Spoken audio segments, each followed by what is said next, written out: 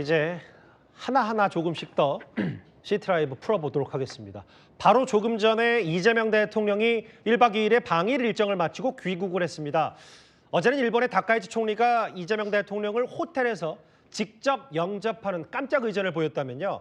오늘은 이 대통령과 다카이치 총리가 작별악수를 무려 3차례나 나누면서 친밀함을 드러냈습니다. 이게 단순한 친교로만 보기에는 이례적인 장면들이 참 많아서요. 제가 김범석 부장에게 물어보겠습니다. 김범석 부장, 네. 일본 도쿄 특파원 몇 년 하셨죠? 도쿄 특파원은 3년 반 했고요. 예. 거기에 앞서서 연수 1년 정도를 했습니다. 그러니까 일본에 머문 기간만 4년 반 정도 있었어요. 일본에 얼마나 거주하셨는지를 제가 왜 첫 질문을 드렸냐면 이제 화면도 만나보겠지만 일본의 총리가 외국 정상이 본인 나라 일본을 찾았을 때 저렇게까지 의전을 각별히 신경 쓴 거 보신 적 있어요? 일단 저도 처음이고요. 예. 일단 여성 총리가 이렇게 대접을 한 것도 처음 봅니다. 예. 일본에 오모테나시라는 말이 있습니다. 저도 합니다, 저 말은. 네. 예. 손님을 정성껏 대접하는 문화를 뜻하는데 예. 일본은 이를 하나의 문화로 여길 정도로 중시합니다. 그런데요. 다카이치 사나이 일본 총리 이런 점을 감안하더라도 좀 이례적이라는 평가가 나옵니다. 예. 저희가 화면을 하나씩 보여드릴 텐데요. 저게 어제잖아요. 네, 어제였습니다. 이재명 대통령이 숙소에 도착했는데 예. 다카이치 총리가 호텔 앞까지 영접을 나와서 입을 활짝 벌리고 한바구음을 짓고 90도 인사를 했습니다. 제가 일본 관계자한테 물어보니까요. 당초에는 정상회담 장소에서 이 대통령을 맞이할 예정이었는데요. 다카이치 총리가 나라현 도착 즉시 영접해야 된다면서 일정을 조정했다고 합니다. 총리 뜻이네요, 결국은. 예. 네, 맞습니다. 그리고 정상회담 장소에서도 인상적인 장면이 나오는데요. 예. 자, 태극기 앞에서 먼저 인사하고 그리고 일장기에서 인사를 합니다. 상대국에 대한 예우를 한 거죠. 예. 자, 그런데 이 장면 어디 좀 낯이 익습니다. 예. 지난해 10월 경주 에이펙 지금 보시는 대로 그러네요. 한일 정상회담 때도 똑같이 했습니다. 예, 그러니까 뭔가 상대국에 대한 예의를 이렇게 차린 거죠. 그럼 이제 오늘도 두 정상 야외 일정에서도 그 말하는 일본말 오모테나시 이걸 좀 선보였다면서요? 네, 두 정상 오늘 오전 그러니까 나라현 대표 고찰인 호류지를 방문했습니다. 예. 여기서도 굉장히 킬링 포인트들이 좀 있는데요. 자, 지금 보시면 여기 단차가 있는 곳입니다. 그래서 이 대통령한테 떨어지지 않게 좀 조심하라고 손으로 몇 번이나 안내하는 모습이 진짜 포착했습니다. 그러네요. 예. 있습니다. 예.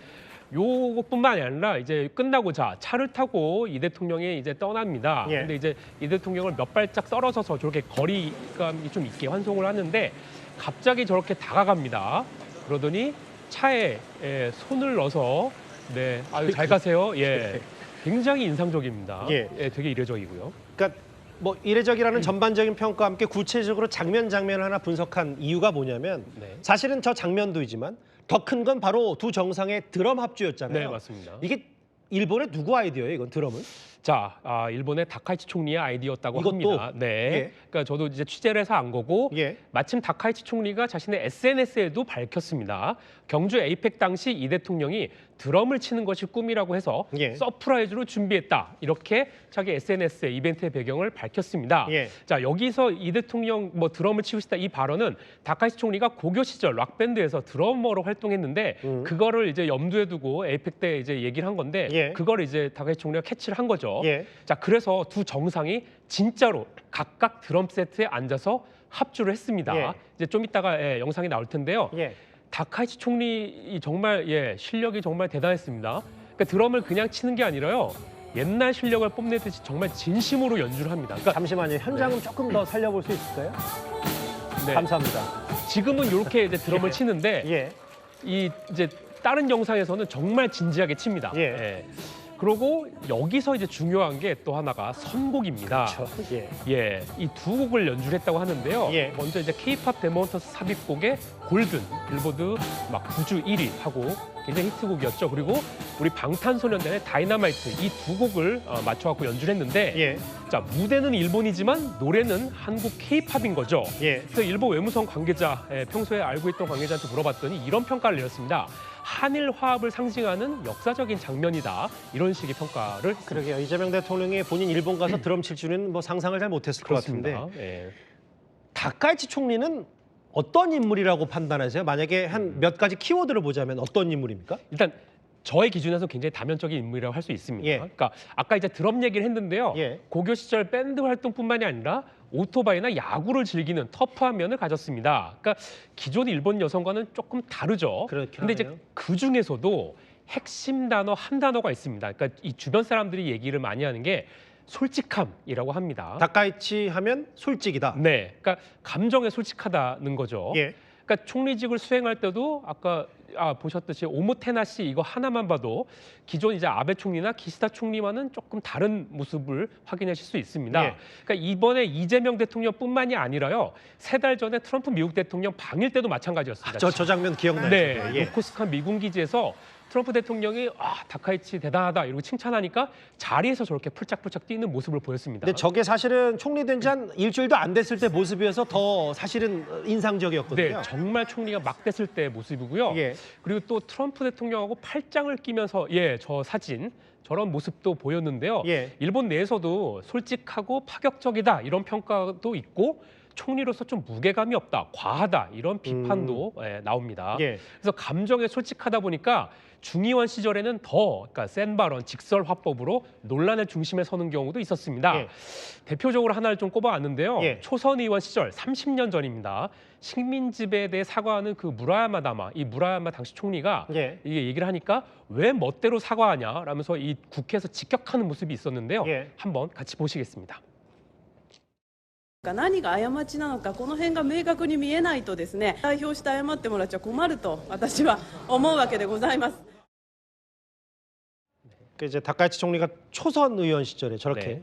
얘기했던 캐릭터가 분명했어요. 저 때만 네, 해도. 지금도 그렇지만. 네.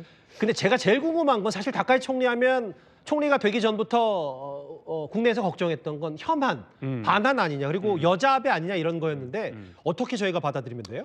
자, 과거에는 그랬습니다. 예.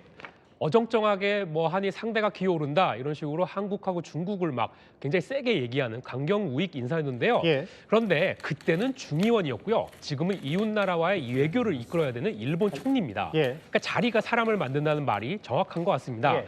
일본을 둘러싼 현재 환경이 녹록치 않다는 점도 배경으로 꼽힙니다. 그러니까 대만 유사시 개입 가능성 발언으로 최근 이제 중국과 2달 넘게 갈등을 빚고 있는 데다가 중국과의 관계 개선을 염두에 둔 트럼프 미국 대통령이 일본 편을 좀 명확하게 들지 않고 있죠. 그렇죠. 그러니까 이런 상황에서 한국과 불필요하게 갈등을 키울 필요가 없다는 분석입니다. 반대로라면 우호적이어서 나쁠 것도 없고 지금 네. 그게 중요한 게 한일 관계니까요. 네, 그렇죠. 그래서 예.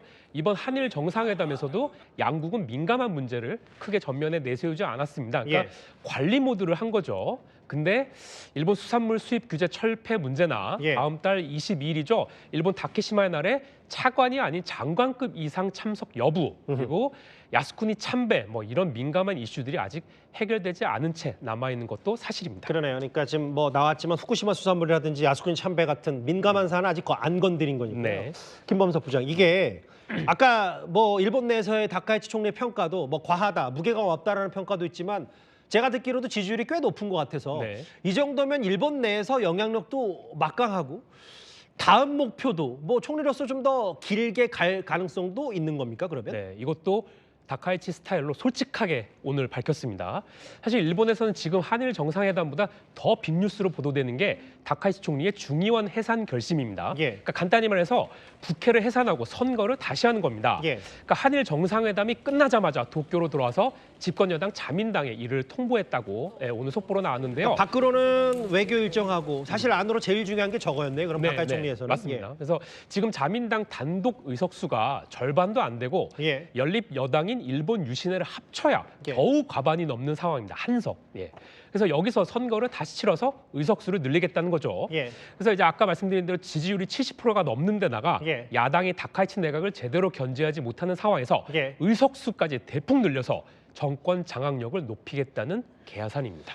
다카이치 총리의 캐릭터를 좀 전반적으로 이해할 수 있는 이번에 1박 2일의 한일 정상회담이었는데 일단은 극진한 의전과 이 환대를 받았지만 앞으로 또 한일 관계가 어떻게 될지는 그 환대와는 별개로 잘 지켜봐야 될 것 같습니다. 김범석 부장관은 여기까지였고요. 일단 일본 얘기는 정리를 해보도록 하겠습니다.